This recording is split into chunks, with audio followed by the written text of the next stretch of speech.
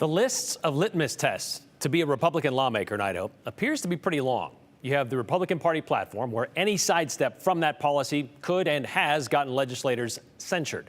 Such missteps or votes based on their constituency have earned Republicans the label of rhino. And you have the litany of political ads of late calling the most conservative of Republicans not conservative enough and misrepresented as voting against a noble cause of some sort that they pick.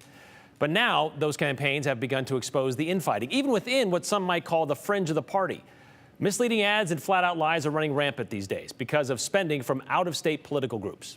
And the phrase eating their own, it's not a new one within Idaho's GOP. We've highlighted this a few times over the last couple of years, including the cannibalism bill, which is worth mentioning because this story also involves Representative Heather Scott. But as Andrew Bartlein learned, these inroads from outsiders lead to the Speaker of the House pointing to him as the target, who isn't exactly thrilled to be in this position. And this time, call is not coming from inside the House. Or is it? If you thought politicians only gathered for the session to fight, we had disagreements, but we weren't disagreeable. Then you've just started paying attention. Colleagues have never seen anything like the last two election cycles. State House leadership says it's now time to pay the price. No, it just means they're a bunch of damn liars. That's the problem with this whole thing. And House Speaker Mike Moyle this crazy election cycle has all the receipts. Nobody's going to tell Mike Moyle how he's going to vote, But they will tell people how he voted. Make Liberty WinPAC passed out these flyers in his district. Falsehoods, it's lies, misrepresentation, it's sickening. Anti-gun claims go a long way in a two-way state. Go in my office, there's a Defending Freedom Award from NRA. I'm one of 3 people in the state that's ever got one of those things? Give me a break. But I want people to understand this is out-of-state, dark money from liberals, and it's wrong, and it's going to destroy Idaho. Actually, they're libertarians. And last week, we traced some of the PAC's funding back to a Freedom Caucus state lawmaker in South Carolina. I don't even remember contributing. It's a subsidiary of the Ron Paul group, Young Americans for Liberty. They're a group of activists that push for conservative causes. But in Idaho, the PAC's pushing out conservatives. Just keep your feet grounded in your own district and watch the craziness. Representative Julianne Young's among the targets. Yeah, I just finished my 6th year of service. She's squaring their sights over a 2023 bill to remove inappropriate books from Idaho libraries. She voted to remove the books, but the mailer lies and says she wants kids to have access to porn. Just so outrageously false that I can't believe anybody would even think to say it. They must feel that there's a benefit to them long-term somehow to take out a conservative incumbent in order to get a very liberal candidate in the hope that maybe the pendulum swings again and they get someone who's more libertarian in that seat. That's the only way that it makes any sense. Or rather, Young chose to shake hands with the wrong leader. Speaker Moyle was sort of the catalyst or the inciting event, right? Daniel Walters is a reporter to Investigate West. Basically out of the blue, got to set this recording. He obtained a leaked private conversation between Idaho Freedom Caucus co-chair Representative Heather Scott and Idaho State Freedom Caucus network head Maria Nate. People, we have work to do. You need to start looking at your legislators. This is Maria with her husband Ron. He's the head of the Idaho Freedom Foundation. And in the leaked recording, Representative Scott supports Speaker Moyle's leadership, while Nate wants him out. This other sort of big elephant in the room. Maria says, hey, Heather, this could put a lot of our partners in, really frustrate our partners. And that ends up including the Young Americans for Liberty Foundation, which in this recording, Maria says is about ready to drop like $1.1 million for their candidates to try to help their candidates get elected.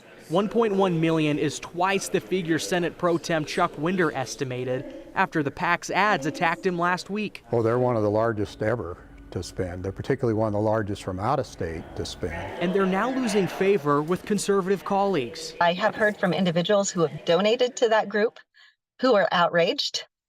I know that many of my conservative colleagues in the legislature have reached out to that group and expressed their frustration with what's going on. And that paper trail, that leads back to the speaker, too.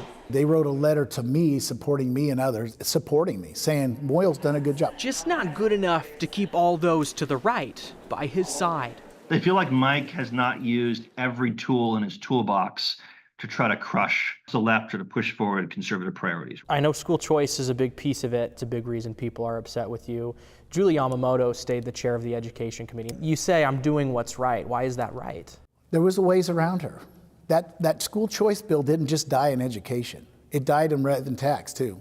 You know, if it was. You added Judy Boyle to that committee. Was that the reason you did it? Did it not help them get enough votes that they should have been able to get out of that committee? The point being is they didn't have the support yet, and we'll fix some of that if I'm back. But in politics, there's a price to pay for coming up short. If money can buy these elections, we're all in trouble. And the conservative camp has spoken. The fringe phrase. You're either with him. He's done a lot of great things for the state of Idaho that are kind of being ignored. Or against him. If these outside groups figure how to use their dark money to control our elections and force people to do what they want, we are in trouble. There's a lot of different pieces attached in this recorded conversation that neither Nate nor Scott knew they were involved in. And in that conversation, Brian, these dots start to sort of get connected in how all this pieces together and how it comes back to Moyle largely of people that want to work with him and on the Freedom Caucus side, further right side, and those that say, no, we need someone better. He's not doing everything we want. Get him out.